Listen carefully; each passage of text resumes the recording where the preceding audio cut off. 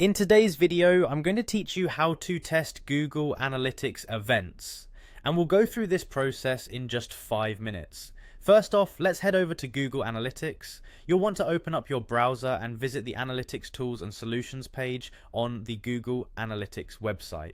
This is your starting point for accessing all the analytics features provided by Google.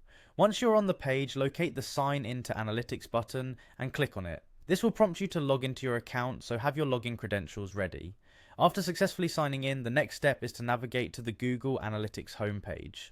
On this page, you'll find an overview of your analytics data, but today we're going to delve into more specific settings. Look for the settings icon, which is usually represented by a gear symbol, and click on it. This icon is your gateway to customizing the various options within Google Analytics.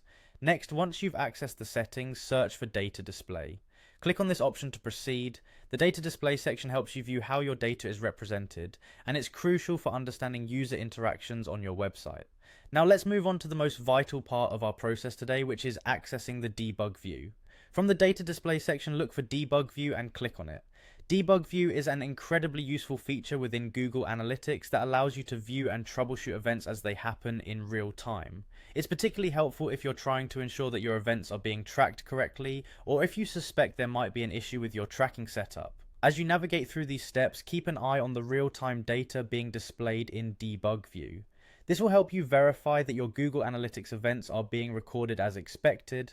It's important to note that you might need to trigger some events on your site manually to see them appear in real time. For instance, if you're tracking button clicks, make sure to click those buttons yourself and see how they are logged in debug view. Remember to explore the different options and data insights that Google Analytics offers. Knowing how to set up and test your events properly is crucial for gaining accurate insights into your website's performance and user behavior. By following these steps, you'll be able to confirm that your Google Analytics events are working effectively and providing you with valuable data.